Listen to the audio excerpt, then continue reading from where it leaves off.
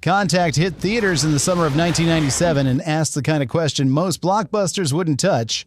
What would first contact with alien life actually feel like? Make me a liar fish. Directed by Robert Zemeckis and starring Jodie Foster, Matthew McConaughey, James Woods, John Hurt, and Tom Skerritt, it was one of the most ambitious science fiction films of the decade. Today we're counting down 15 facts about Contact. Stick around for number 1, because Francis Ford Coppola filed his lawsuit against a dead man, and the timing of it was something Carl Sagan never got to answer. I think she's a very brave character. Brave? Really? 15. Sagan spent 18 years trying to get it made. Carl Sagan conceived the idea for Contact in 1979. That same year, he wrote a film treatment with Ann Druyan, the woman he would later marry, and they set it up at Warner Brothers with producer Peter Guber. Then Hollywood did what Hollywood does. It stalled. Development dragged on with no director, no greenlit script, and no clear path forward. Frustrated, Sagan made a decision. If the film wasn't going to happen, the story would survive another way. He wrote it as a novel instead. Simon & Schuster published Contact in 1985, paid him a $2 million advance before he'd written a single page, and it sold nearly 1.75 million copies within 2 years. The film re-entered development in 1989, a decade after the idea first existed. By the time cameras finally rolled in 1996, Sagan had been trying to get this movie made for 17 years. Hollywood's delay accidentally created one of the best-selling science fiction novels of the decade.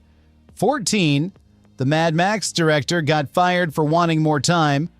Before Robert Zemeckis directed Contact, George Miller did Almost. The man who made the Mad Max films and Babe spent years developing the project with Warner Brothers, cast Jodie Foster in the lead, approached Ralph Fiennes for Palmer Joss, and even considered Linda Hunt as the President of the United States. Miller's vision was ambitious, bordering on unwieldy. One version of the script had aliens transport the entire Earth to the center of the galaxy. Another wanted the Pope as a key supporting character. Warner Brothers needed the film ready by Christmas 1996. Miller kept pushing the start date and insisted the script needed 5 more weeks of rewriting. The studio called a meeting, issued an ultimatum, and when Miller refused to commit, they fired him. He later sued Warner Brothers for breach of contract and lost. Jodie Foster described his script as incredibly long and crazy, something that reminded her of Eraserhead. Miller has said he never watched the finished film. 13. Zemeckis had already said no once. Robert Zemeckis was not Warner Brothers' first call when George Miller was fired. He was their second. Zemeckis had been offered Contact years earlier in the early 1990s and turned it down. His reason was specific. He liked the script until the final page and a half, where aliens descended in a laser light show, and the tone collapsed into something he described as just not going to work. He passed and spent time developing an unmade project about Harry Houdini instead. When Miller was fired and the studio came back, the ending had been rewritten with a more ambiguous, intellectually honest conclusion. That change was the difference. Zemeckis accepted, was given total artistic control and final cut privilege, and began reshaping the film around the new ending. The version audiences saw in 1997, thoughtful, restrained, deliberately unresolved, exists because Zemeckis rejected the original ending years before he directed the film. 12. The opening shot was the longest CGI shot in history. The first 4 minutes of Contact don't contain a single cut. The camera pulls back from a close-up of Earth traveling outward through the solar system, through the galaxy, past nebulae and deep space, until the universe itself recedes into silence. The sequence runs for 4,170 uninterrupted frames, the longest continuous computer-generated shot that had ever appeared in a live-action film at the time.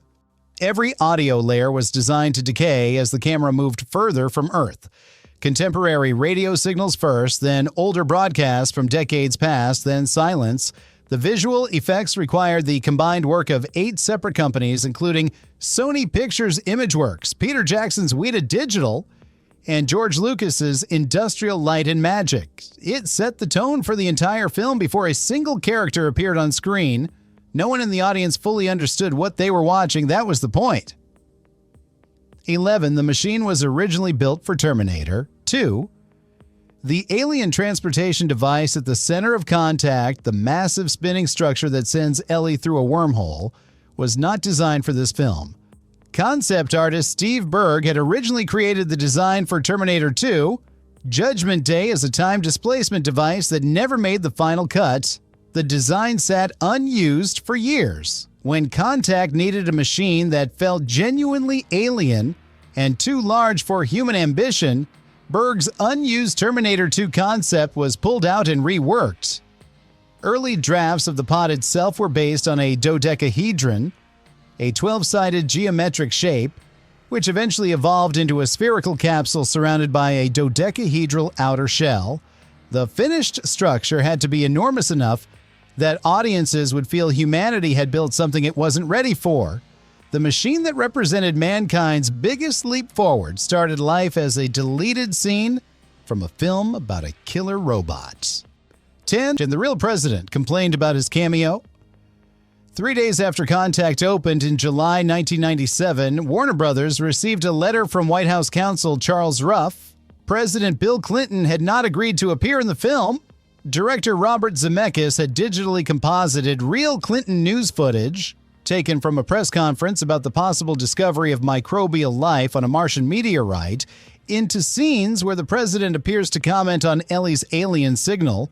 The White House letter made no legal demands but called the use of Clinton's image inappropriate, noting that official policy prohibited any implication of a direct connection between the president and a commercial product. Zemeckis was reminded of those rules. A Warner Brothers spokeswoman said the studio had been upfront with the White House throughout. Nobody sued.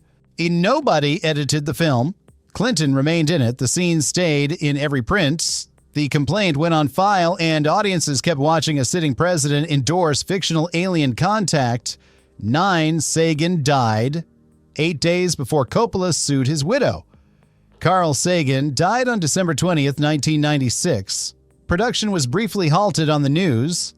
8 days later, on December 28th, Francis Ford Coppola filed a lawsuit against Warner Brothers and Sagan's estate, targeting a man who had been dead for less than 2 weeks. Coppola claimed that Sagan's novel was based on a story the two had developed together in 1975 for an unproduced television special called First Contact. Under their agreement, Coppola argued he was entitled to a share of proceeds from any novel Sagan wrote from that material, as well as the film adaptation. He sought at least $250,000 in compensatory damages and a full injunction against the film's distribution. Anne Druyan, Sagan's widow, later recalled learning that Coppola had seen Carl on television a few weeks before his death, realized he was fatally ill, and had the lawsuit prepared and ready to file the moment he died. The legal action was ultimately unsuccessful, but the timing of it was its own verdict. 8. A real scientist helped build Ellie Arroway. Jodie Foster didn't build the character of Ellie Arroway alone. Carl Sagan personally called planetary scientist Carolyn Porco, a colleague he trusted and admired, and told her that out of all the female scientists he knew, she came closest to the character he wanted on screen. Porco spent a day in Santa Monica sitting around a table with Sagan, Anne Druyan, and producer Linda Obst, answering questions about her experiences working in a male-dominated field, what had driven her towards science, and what it felt like to dedicate a career to something most people dismissed. Those conversations shaped how Ellie was written. Foster later consulted with astronomer Jill Tarter, who had spent her real career doing exactly what Ellie does on screen, listening to the universe for signs of intelligence. The fictional scientist audiences watched was built from the lives of actual ones. Sagan didn't want a character who felt like a scientist. He wanted one who was one. 7. McConaughey refused to say one line. Late in the third act, Palmer Joss has a line written for him that Anne Druyan genuinely loved. The line describing how his understanding of God had expanded concluded with the words, my God was too small. Matthew McConaughey read it and refused. He told the production he considered the line sacrilegious and would not deliver it under any circumstances. The line was cut. What followed, according to those on set, was a lengthy, ongoing conversation between McConaughey and Druyan about faith, belief, and the boundaries between personal conviction and professional performance. They disagreed about the line, "They became good friends anyway." McConaughey's devout faith was not a character choice, it was his own. The film he made is about the tension between science and religion, and one of its lead actors refused a line on religious grounds. That tension wasn't just in the script.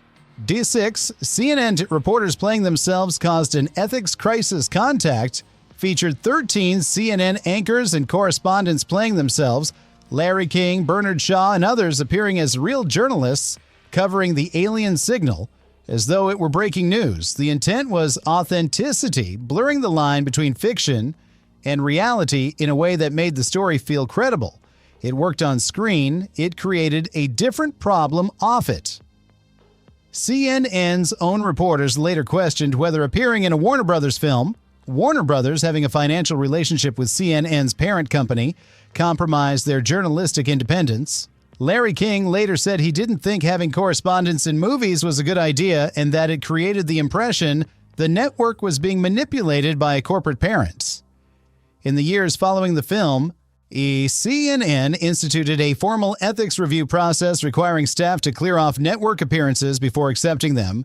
Contact didn't just use real journalists for realism, it accidentally rewrote the policy. 5. The NASA cyanide pill almost got cut before Ellie enters the pod.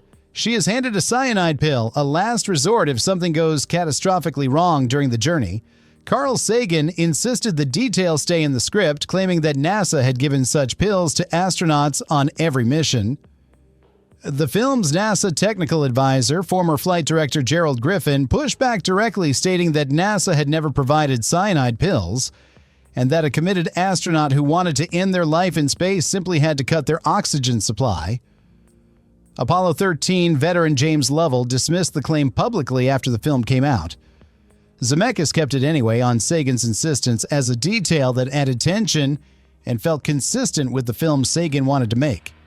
It became one of the minor controversies surrounding the release, a small invented detail in a film otherwise obsessed with scientific accuracy, defended by the man who built his life on telling the truth about the universe. 4. Jodie Foster had never worked with blue screen before. For all of Jodie Foster's experience and reputation, Contact asked her to do something she had never done before. The Wormhole sequence required her to perform in a completely blue environment, reacting to things that weren't there, with no physical reference points and nothing to anchor her emotionally. Foster admitted openly that she found it genuinely difficult. Acting is built on response, on reading another face, on the friction of physical space, on objects and environments that create real sensation. Blue screen takes all of that away and asks the actor to manufacture everything internally. The Wormhole sequence, where Ellie tumbles through an interdimensional tunnel toward an alien beach, was one of the most technically demanding sequences in the film, and one of the strangest experiences Foster had on a professional set. The performance audiences saw as raw and authentic was built in an empty blue room. 3. The Wormhole colors were a deliberate spiritual map. The sequence inside the wormhole was not designed randomly. The colors Ellie passes through, the progression from red through the visible spectrum, were mapped against the 7 chakra points in Hindu philosophy, beginning with red at the root. It was a visual argument embedded in the effects work, reflecting the film's core question whether a purely scientific journey could also be a spiritual one. The sequence was designed by Weta Digital, then a relatively young company that had not yet made its name on The Lord of the Rings. Contact was one of their early high-profile assignments. The director's control over Ellie's movement through the tunnel was also precise.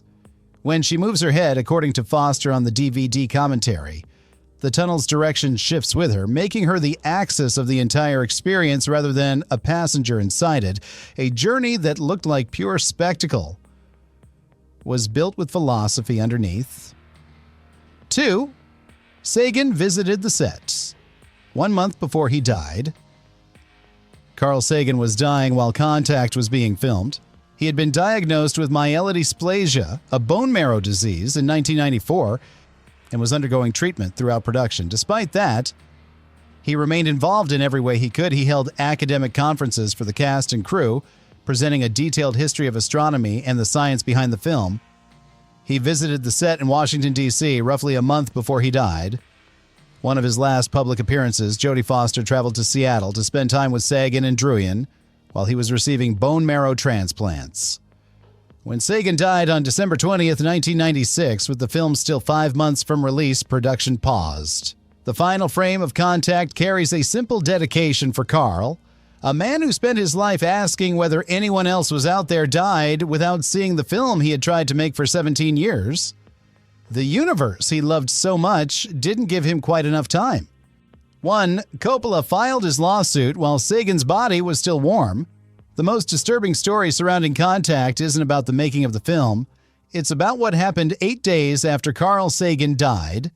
Francis Ford Coppola had watched a television interview with Sagan in the weeks before his death, seen that he was terminally ill, and had a lawsuit prepared and waiting. The claim was that Sagan's novel Contact was derived from a 1975 television concept the two had developed together, and that Coppola was owed a share of every dollar the property had ever earned. His lawyers held the filing until Sagan was dead.